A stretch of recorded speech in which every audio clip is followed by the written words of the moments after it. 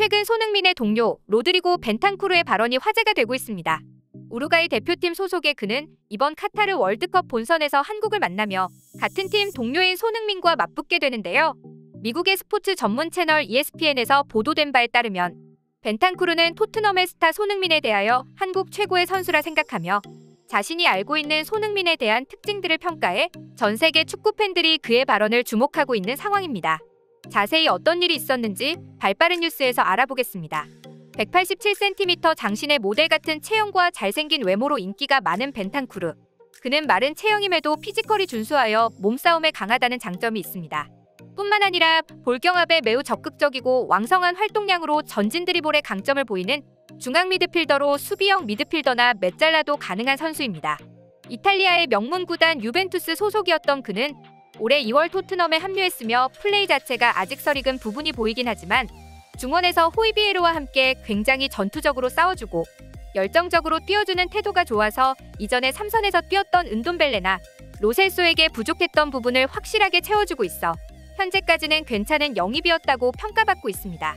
그는 우루과이 국적으로 이번 월드컵에서 한국과 같은 H조인데요. 기자는 월드컵 경기에 앞서 벤탄쿠르에게 토트넘 동료인 손흥민에 대해 어떻게 생각하냐는 질문을 했습니다. 그는 한국이 가지고 있는 가장 강력한 카드로 월드컵에서 우리는 라이벌이 될 것이라고 하며 손흥민은 인상적인 1대1 능력을 가지고 있을 뿐 아니라 경이롭게 빠른 스피드와 완벽한 양발 기술로 상대를 농락한다고 말하며 손흥민이 있는 한국은 매우 어려운 라이벌이 될 것이라고 밝혔습니다. 한마디로 말해 손흥민의 공격수로서의 자질은 완벽하다는 것이었는데요. 이 같은 벤탄쿠르의 발언은 ESPN을 통해 보도되었으며 이를 확인한 토트넘 팬들의 반응은 다음과 같았습니다.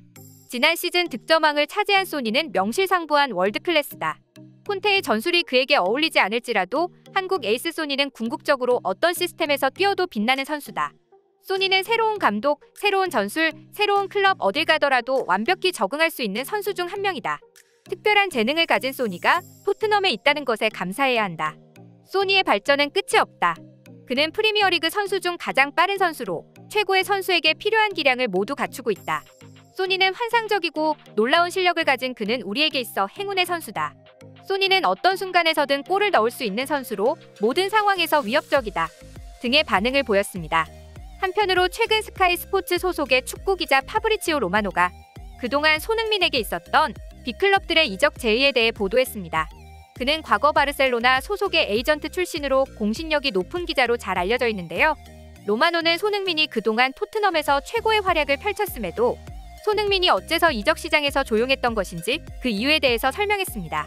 과거 이적 시장에서 수많은 클럽에서 손흥민을 영입하려고 노력했지만 토트넘의 다니엘 레비 회장은 손흥민을 절대 건드릴 수 없는 존재로 여겨서 철통 보안으로 그를 다루었고 손흥민에 대해 레비 회장과 협상하는 것 자체가 아예 불가능했다는 것인데요. 사실 토트넘 팬들뿐만 아니라 그 누가 봐도 손흥민은 세계적 수준의 공격수이며 토트넘이 손흥민을 판다면 그것은 구단에게 있어 너무나 큰 손해라는 것입니다.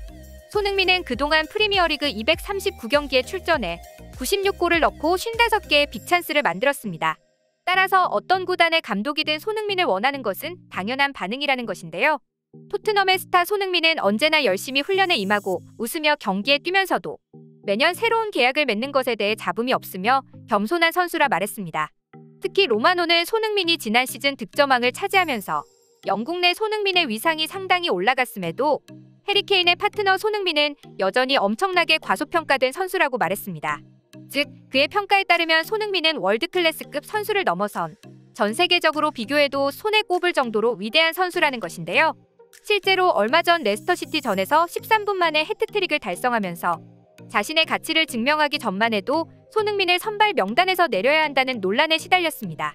당시 마이클 오원이나 퍼디난드 같은 레전드들은 그것은 말도 안 되는 주장이라고 말하며 득점왕 손흥민에 대한 올바른 처사가 아니라고 비판했습니다.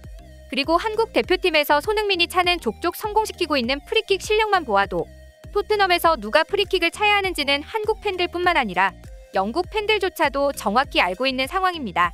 해리케인은 2014년 굴절로 인한 프리킥을 마지막으로 아직까지 프로커리어 통산 단 한 번도 프리킥을 성공하지 못했습니다.